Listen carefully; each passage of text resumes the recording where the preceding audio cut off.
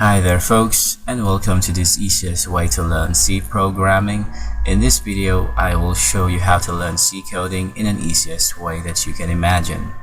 So what are we waiting for? Let's get started. Let me go ahead and maximize this editor, and as you may have noticed, I have this file created a while ago and I name it ex85 underscore the Realloc Function.c. So today we're going to learn about the Realloc function and how it's being used in C program. So we're going to practice making codes, and this is the best way to learn coding.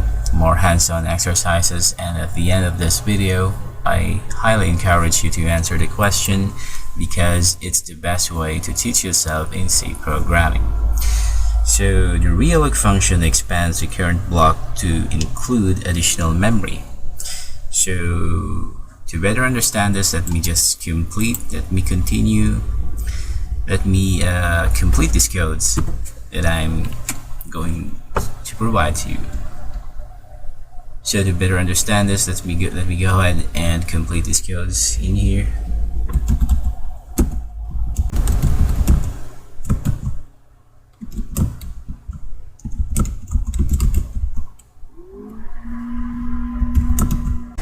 So here is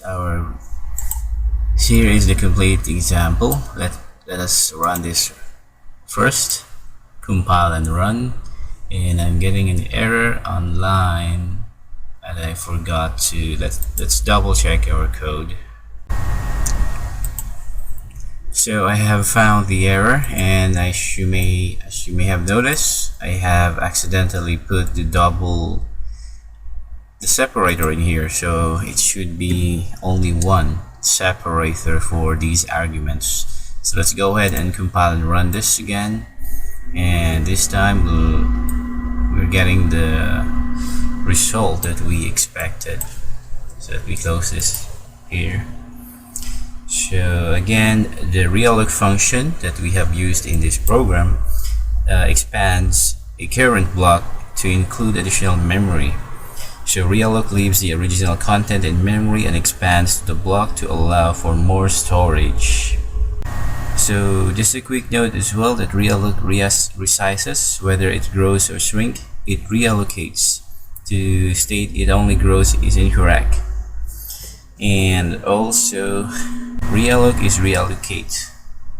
And in addition to that, note when expanding the memory block, Realloc may move the data already in the block to a new location. It may be required to get one block of continuous memory that size. Only freeing blocks of memory will ensure their contents are not needed anymore. You might be asking yourself, does it also assign zeros to the newly allocated memory? Otherwise, you may access a legal location and it will have some garbage data. This is more important for Realloc because the array already exists and some of it has useful data.